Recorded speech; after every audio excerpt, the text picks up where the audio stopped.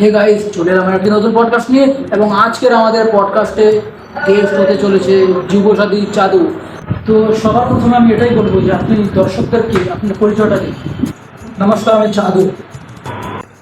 তো আজকে আমি এখানে এসেছি আমি আমার ম্যাসিভ সাকসেসের কথা শেয়ার করতে। আমি অনেক পড়াশোনা করি, জানেন, প্রচুর রাতের আলোয় আমি অনেক পড়াশোনা করেছি, কিন্তু আমি একটা চাকরি পর্যন্ত পাইনি। সরকার আমাকে একটি চাকরি দেয়নি। কিছুদিন পরে আমি আবার একটি নতুন চাকরির জন্য অ্যাপ্লাই করি। তখন গভর্নমেন্ট জব পরীক্ষা হবে সামনে, ভেবেছি যে হ্যাঁ কিছু 8-9 মাস পরে হবে, কিন্তু এখন 5 বছর হয়ে গেছে, এখনো পর্যন্ত পরীক্ষার কোনো খবরই নেই।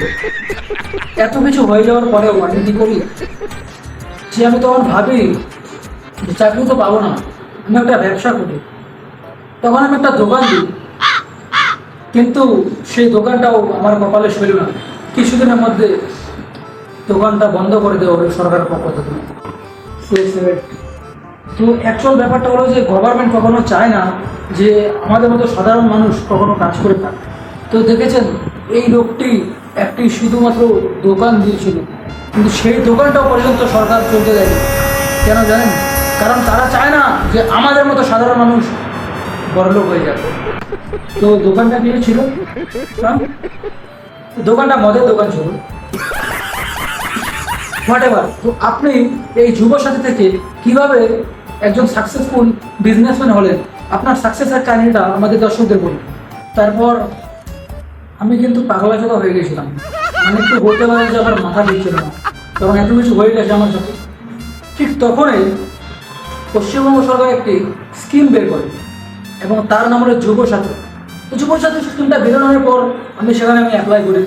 অ্যাপ্লাই করার পর সেখানে আমার ভেরিফিকেশন কমপ্লিট হয়, সব কিছু কাগজপত্র। তখন প্রথম মাসে আমি টাকা পাই 1500, এবং সেই টাকা দিয়ে আমি কী করে একটা বিজনেস স্টার্ট করি। বিজনেস না হলো এফডি করে দিলাম ব্যাংকের মধ্যে। ব্যাংকে 1500 টাকার এফডি করি, 1 মাস পরে 15,000 টাকা সুদ পেয়ে গেলাম। এটা কীভাবে হয়? 1500 টাকা মাসে পাচ্ছেন, সেখান থেকে 15,000 টাকা সুদ আসছে ব্যাংকে। যদি আপনি বুঝতেন তাহলে তো আপনি আজকে মিলিয়নার থাকতেন না। এটাই তো যুবসাথীর জাদু।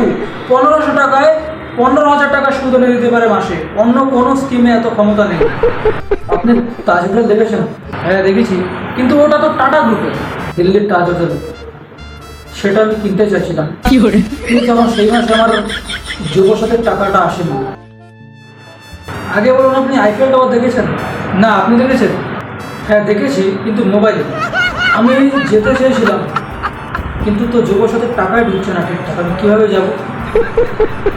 আমি প্রোগ্রাম করেছি যে ফ্রান্সের সরকারের সাথে যে ওই আইফেল টাওয়ারটা বিক্রি করবে নাকি। এখানে এফডি মেরেই ওই টাকা দিয়ে আমি আইফেল টাওয়ারটা কিনে নেব। আমি যেতাম অবশ্যই, কিন্তু যুবসাথীর তো টাকাই ঢুকছে না ঠিকঠাক, কীভাবে আমি যাবো? আইফেল টাওয়ারে আপনি উঠতে পারেননি, আপনার পাছায় 10-12টা ফোড়া হয়েছিল, সেটা আমি শুনেছিলাম।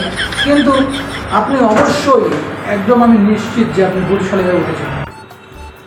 বুর্জ খালিফা বর্তমানে তো এখন বুর্জ খালিফার পথে মিসাইল ছুটছে। তো আসল 1500 দেখা যাক তারপর কী হবে।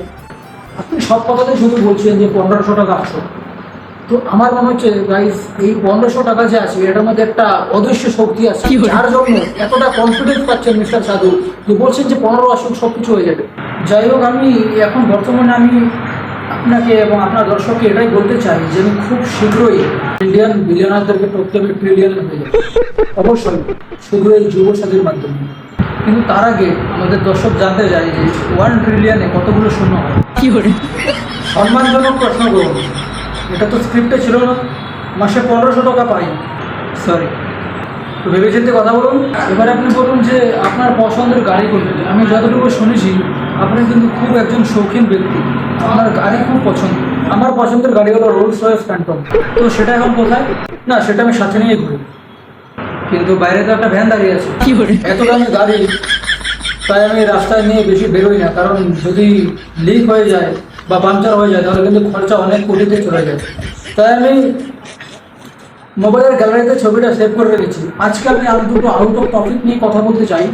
বলছে যে আপনি আপনার এক্সপিরিয়েন্সে বলুন, পশ্চিমবঙ্গ থেকে পড়াশোনা করে চাকরির পিছনে ঘোরা উচিত নাকি ভাতার পিছনে ঘোরা উচিত?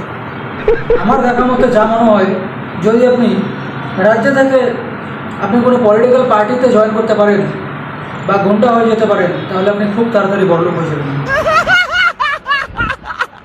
আপনার কাছে আর একটা অপশন, হয়তো আপনি একজন সফল ভাতাজীবী হয়ে যান, না হলে আপনি পাছায় তেল লাগিয়ে ঘুরুন আর পলিটিশিয়ানদের চাটুকারিতা করুন।